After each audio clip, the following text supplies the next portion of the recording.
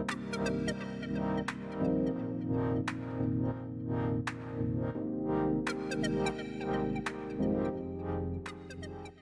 I'm Dave, CEO of Spark, and welcome to Head to Head, where myself and Mike dive into sales promotions campaigns from the vault. The good, the bad, and the downright genius. We're unpacking what worked, what didn't, and what you can learn for your next sales promotion campaign. If you've got thoughts on this episode, we'd love to hear them. Pop them in the comments, and if you've enjoyed it, don't forget to like and subscribe so that you're the first to hear when we release a new episode.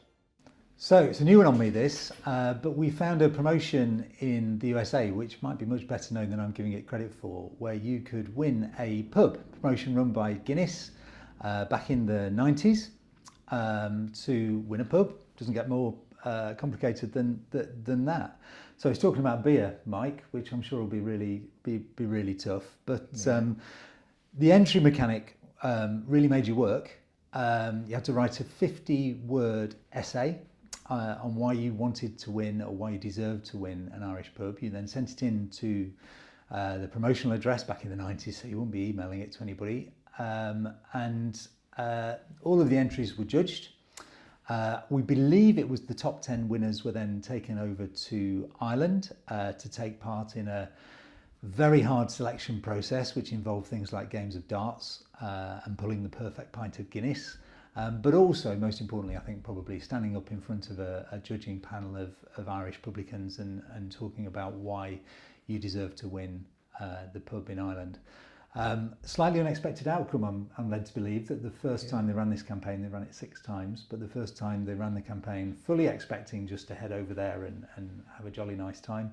The winner decided to emigrate, do the reverse journey, if you like, from the Irish emigrants from Ireland over to America, went back to Ireland and ran the pub, I believe, successfully for a number of years. So changed somebody's life, certainly. Right. Well, this is lovely, isn't it? It's wonderful. I mean, that's the best way to describe it. It starts off, I mean, I would love to have been there at the very beginning of this. Whoever thought, this is something that we want to develop for this brand, iconic brand. The consumer insight, once again, generalization here, but lots and lots of Americans, perhaps every American, thinks that they've got some form of Irish roots. So you can start from that point, and then to be able to offer them something as what would appear as romantic as their own pub in Ireland. Wonderful, absolutely wonderful. Well, it certainly were. I'm led to believe they were kind of expecting it to be a relatively successful promotion, but apparently the mailbags started coming in and just didn't stop. It really sort of hit a nerve with the community. I'm sure that there might maybe in a few KPIs written about this in reverse. Right? I'm not sure that it started by people thinking there was going to be huge numbers of entries, but it's so resonant with the brand, with the key elements of the brand. I think it's very obvious as to why it was successful in that way. The fact that, as you say, ran it 6 times, and I believe 2 out of those 6 people actually took the pub over. This is an iconic brand, and this is an approach which, in retrospect, looks obvious almost. But at the time, I'm sure that was not the case. There's a lot of very clever thinking gone into actually making this happen. Surprised it got through, actually. Yeah. At the very start, it's the sort of thing that maybe things were different then, but it's the sort of thing that you can see a brand manager looking at and thinking, do you know what, this is just too much risk for me. I'm not sure I want to put my name to this one. Yeah, we often talk about, when we look at some of these older promotions, we often say, could it be run now? I can't think of a single reason as to why this couldn't be run now. No, licensing laws. I don't know. Could you win a pub and walk straight into running it? I think I sort of feel like, I've never run a pub myself, but I sort of feel like there might be a longer process to getting a license now than there was then, maybe. Possibly immigration law. I don't know whether that would cause a challenge to it. But broadly speaking, this does seem like something which is quite timeless and would resonate now. Not too long ago, I had a weekend away in Dublin, and the number of Americans I saw there, all with cans and drinks of Guinness in their hands. Cool, there's some audience for this sort of promotion even now. It sort of feels like Guinness is the only maybe you could run it in reverse with winning something from the UK or from Ireland with Budweiser or something to go and winning a sports bar in America. It feels like it would work in reverse for a few different brands. I don't think there's another beer brand in the UK or possibly in Europe that it would work for other than Guinness. As well.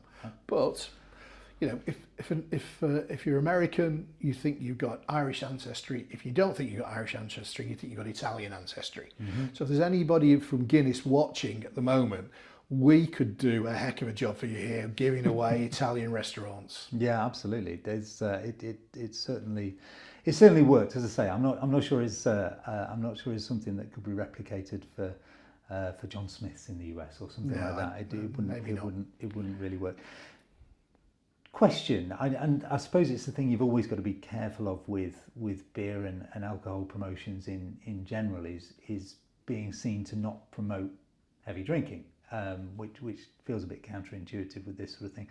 This did it? This was about lifestyle more than it was imbibing.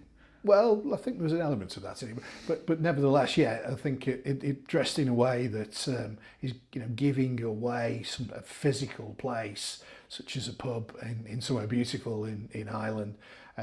It is a classic way of overcoming that sort of an issue.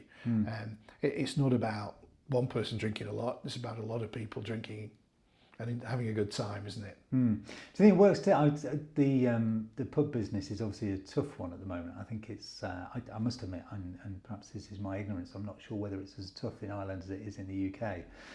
Does the promotion work today? I think it does. I guess the part that you want to mitigate against is you would want to ensure that whoever bought, if you were finding that 2 out of 6 people are actually taking the pub on, you'd want to make sure they ran it properly. But Guinness, I guess, are in a wonderful position to be able to help those sorts of people to do that kind of thing, you know, to make sure it's got a longevity in that sense of running the pub for many years to come. One of the reasons why we found this one, even though it was back in the 90s and wasn't a promotion I remember, as I say, is that there was a lot of press coverage of it in the States at the time. What they did that was quite smart was when they brought the winners over to do the final sort of judgment, which in itself is something you don't see much promotionally anymore, those sorts of almost factorial promotions whereby people are being judged on their entry. It's much more instant win and price draw these days. But one of the things they did really successfully was they brought a lot of press over with the trip, and I'm sure gave them a ton of Guinness and got them to write very nice things about it. That sort of feels like the 1990s version of social media and content for social media.